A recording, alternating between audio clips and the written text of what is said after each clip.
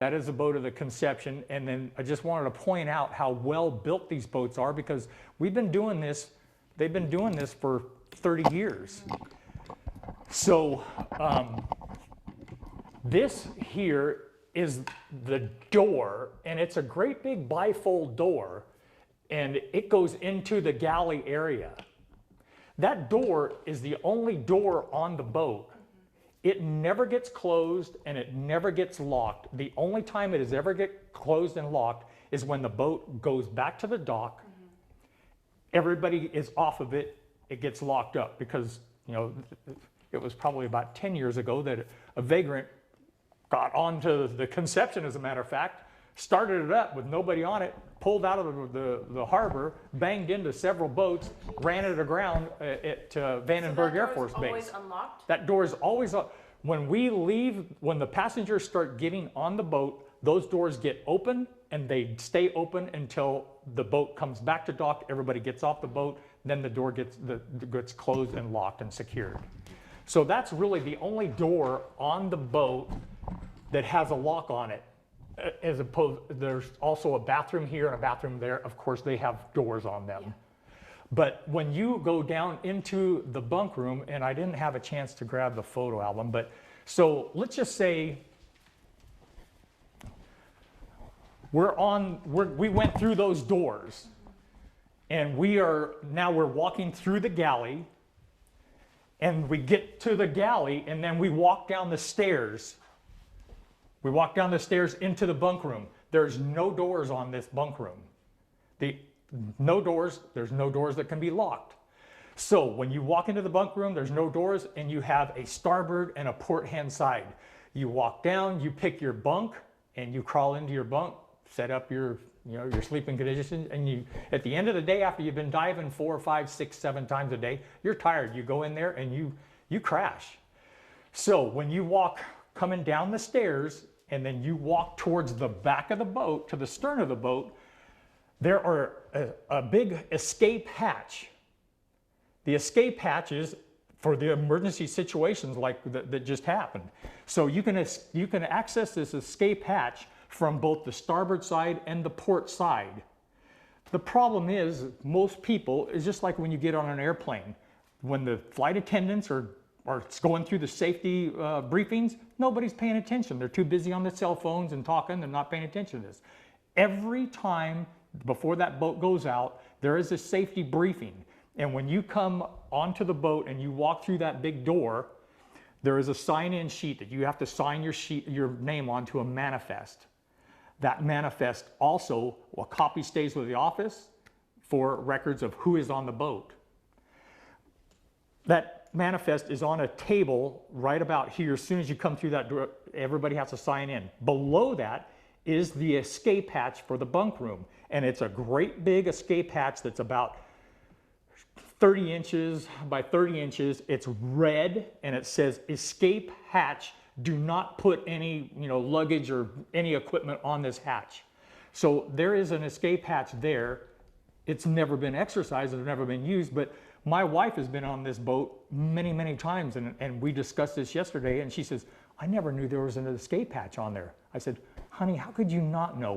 We explain this in the briefing every single time, and she didn't even know. And she's been on that boat, I can't even tell you how many times. It's a good comparison you made with the airplanes, and correct. We know it's there, but we're not really listening because you just don't think it's going to happen. Maybe, I don't know. So that is one thing that I wanted to report that was inaccurate. Then another inaccurate remark that I heard was, there was an explosion of maybe propane barbecues or things like that. No appliances on those boats are propane. Everything is electric. It's non-combustible. The only fuels on that boat is diesel fuel to run the main engines and the generator. There is an inflatable rib, a skiff, that's always on the transom of the boat, and it has an outboard motor on it. It burns gasoline fuel, but they don't store a lot of that on the boat. We're talking about a 5-gallon can, but a 5-gallon can, if something were to happen and it were to spill over, vapors, you know, can be very combustible, but there's no propane tanks. Scuba diving tanks are not combustible. They are not going to blow up. So there really isn't anything combustible on the boat itself as far as, you know, propane or anything like that. There was something else that, protocol. When the divers get on the boat, they go through the safety briefing and explain all the safety regulations and procedures on the boat. And it's a plaque card listed out and itemized and goes so that whoever gives a safety briefing, whether it's myself or whether it's another crewman, nothing gets missed. So we go down, make sure that everything that pertains to safety on the vessel gets addressed. And we try to do our best to get the attention of people and make them understand it. But like I said, you can only hold people's attention so much. And I try to, when I was working on the boat, I tried to crack jokes. I tried to make it lively, kind of make it entertaining so that people would listen to me. And if you can see some of the pictures over there with us wearing masks and things like that, we were not only crewmen, but we were very experienced crewmen, and we were entertainers. We entertained the people because we wanted them to come back. And a lot of people that come on the boats have been coming back on the boats for 20-something years, and they come down and they dive the Truth Aquatics boats 2 or 3, 4 times. Some people, every month they come down there and they dive on the Truth Aquatics boats. So safety briefing gets addressed every time at the beginning of every trip. The captain that was on the Conception, he's been a captain on that boat for years and years and years. I left the boat in 1998, and before I started on the boat in 1992, he was a captain 10 years before I got on the boat. So I'm thinking he was probably started out as captain probably somewhere around 83, 84. So he was a great captain. I learned. That was on the boat this weekend? That's correct. I don't have a confirmation, but I heard his voice on the distress call on the radio, and I'm 99% positive I know who it is. And he is a great captain. He is very anal, and he taught me things like, for example, just rolling up the deck hoses or the lines of the boat. They've all got to go clockwise. They can't go clockwise and then this one over here counterclockwise. In the event of emergency, when you have an emergency situation, you need to be able to pull that line or pull that hose off of its reel in the same direction every single time. He was very anal. He was a great captain. I learned so many things from him.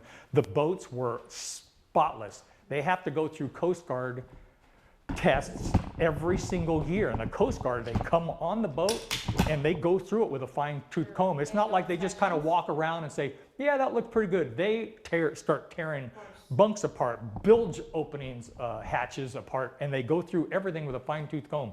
And I can assure you that Glenn's boats, he spent a lot of money because he was hands-on. He wasn't just an owner, but he was an owner-operator.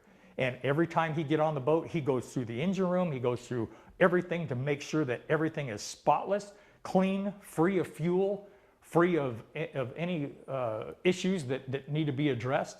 And he's a great owner. The captain of the boat is a great captain, has been doing it a long time, and is I can't say enough about him. I can hear it in your voice just how hard this is. It is. Talking about it. The crew is not just, you just hire somebody off of they want all the crewmen to be licensed scuba divers. They have to get certified in first aid and CPR, the administration of oxygen, because you have divers that go out there and they get bent. And we got to go out there and get them back to the boat, get them on oxygen, call the Coast Guard, put a rescue into place.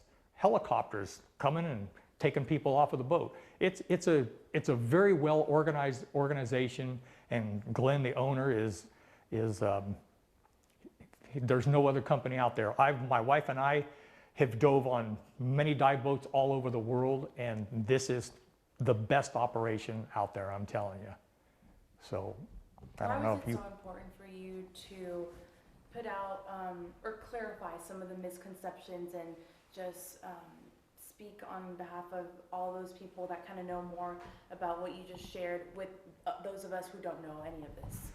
I think it was really important for me is because I had several phone calls this morning of my friends that said, hey, why were the people locked up in the bunkhouse down below? And I told them, I said, they weren't not locked up, but that's what was getting reported, because for whatever reason, and I don't know, when they had that interaction between the captain and the Coast Guard, they only played about 10 seconds of it with the dialogue from captain to Coast Guard. And then after about 10 seconds, my guess is, and I'm not positive on that because I wasn't there, nobody was there, but I think that the flames were engulfed so much that Jerry, the captain, was up in the wheelhouse trying to put out this mayday call. The flames were coming up on him. I think that he probably had to bail off of the boat with the rest of the crew, because that's where the crew sleeps, is up in the wheelhouse. There's one crewman that sleeps down in the bunkhouse with the rest of the passengers in the event of an emergency situation. I was on the boat one time and a passenger in the middle of the night had a heart attack. One of our crewmen was down there to address the situation, get the first aid administered, and get the ball rolling like that. So a crewman is always down there in the bunkhouse with everybody else, but the rest of the crew sleeps up in the wheelhouse with the captain, the galley crew, and the deck and second captain. When you're on the boat, they feed you breakfast, lunch, and dinner and snacks in between. There's constantly food being served, That's pretty the much. galley crew? Okay, Yeah, so that's I the don't galley know crew. anything about- So there's two captains, a first captain, a second captain, two galley people, a first galley, a second galley, and two deck hands. And everybody is very experienced in what they do. They have fire drills on these boats constantly, and that's another thing I'd like to touch on. The engine room, Glenn spent a lot of money on fire prevention system in there. When you go down into the engine room, he has CO2 bottles all over, and they, in the event of a fire, they get temperature rated or flame rated, they will extinguish the fire and put out the fire instantly. So that's why, and we don't know until this investigation goes further and they find out exactly what happened. But to say that, it started off as probably a small fire, I don't think so. I think it was probably a large explosion that caused such an instant huge fire that could not be contained by the fire prevention system in the engine room.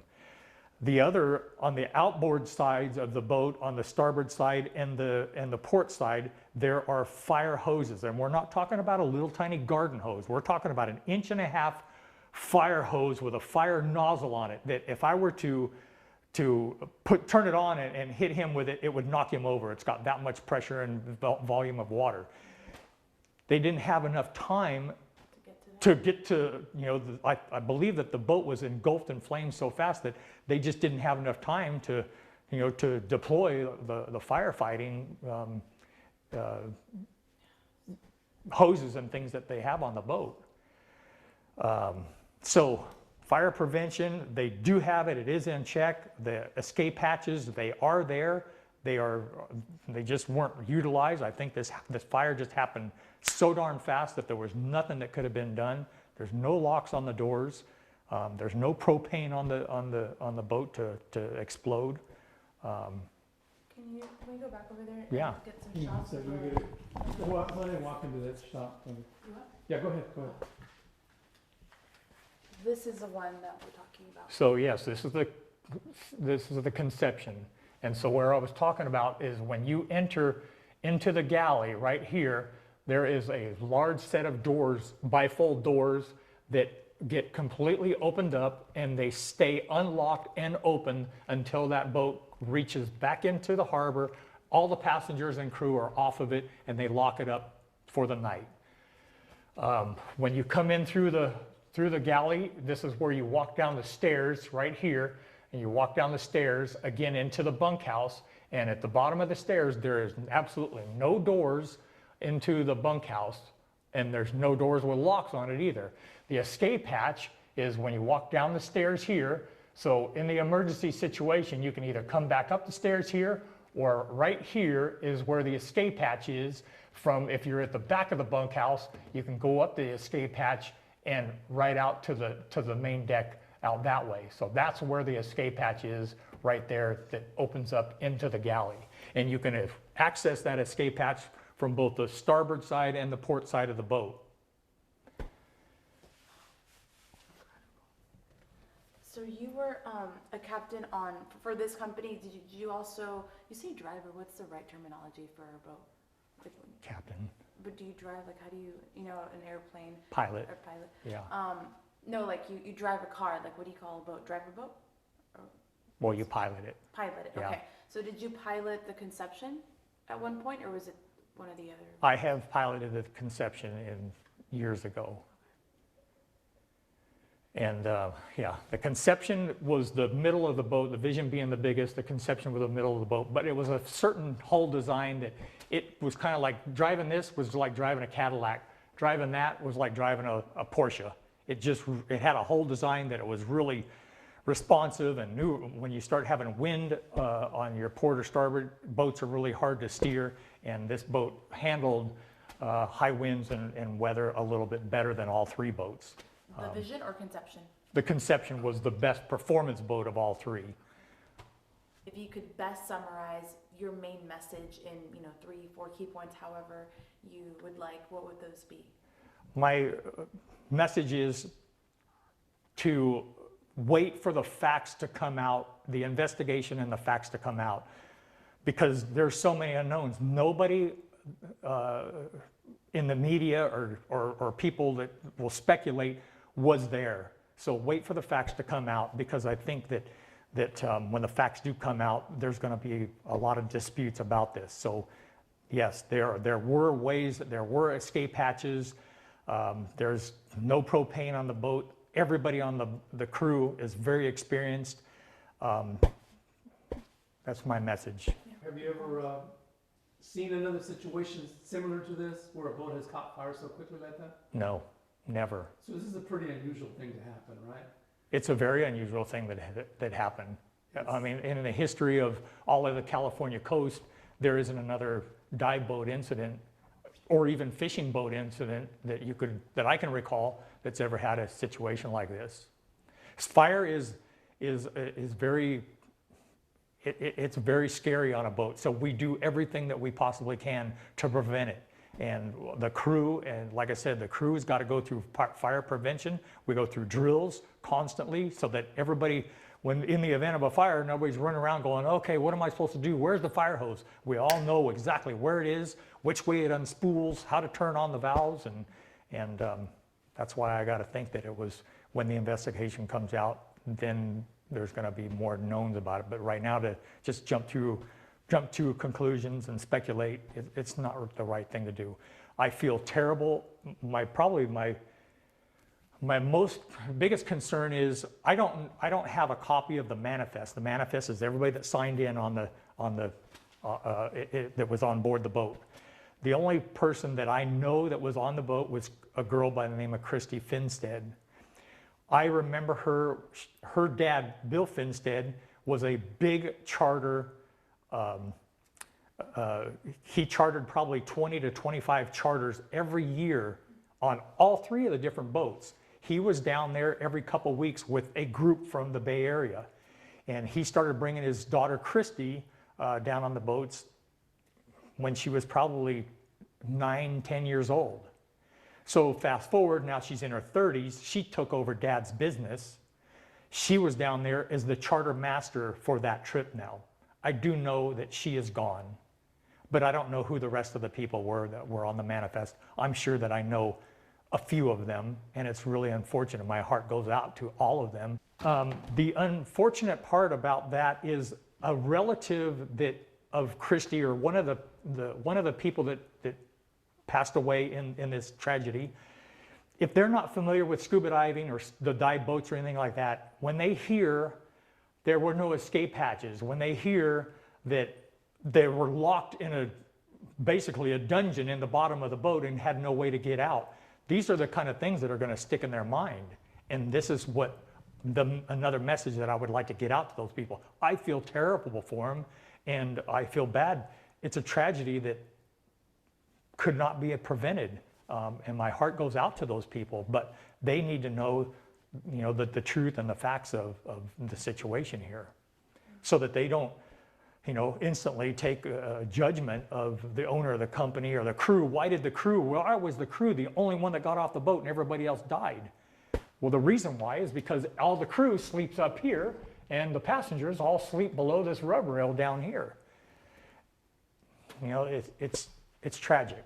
Still, But what I heard on the news was I heard the transcript or I heard the dialogue for the first 10 seconds of the captain saying, "Mayday, mayday, mayday, this is the vessel Conception," and he's gasping for air, and then the Coast Guard comes back on and says, "What is your location?" He's trying to read out his latitude and longitude location, and then after that, you don't hear anything else from the captain. It's all from, but I can hear the Coast Guard dispatcher saying, "Roger that. Can you get back on the boat and unlock the doors?"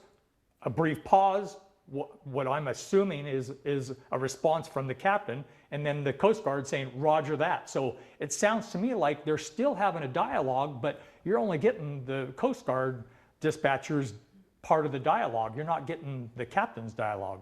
We won't know the truth behind that until it comes out. But to just send out the Coast Guard's dialogue, "Can you get back on the boat and unlock the doors?" That's what sends people into a state of panic. That's terrible news.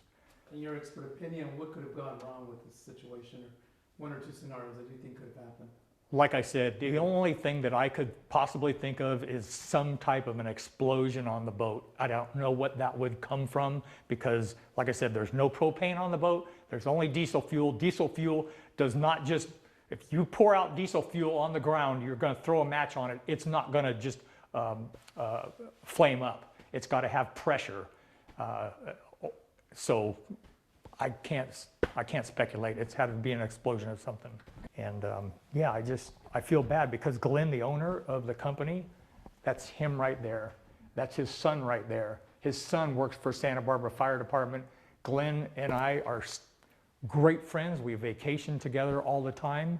And he's so distraught right now because on that boat were many of his friends.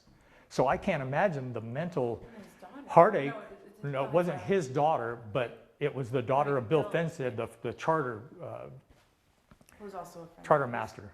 Yeah, they have a history of going back 30 plus years.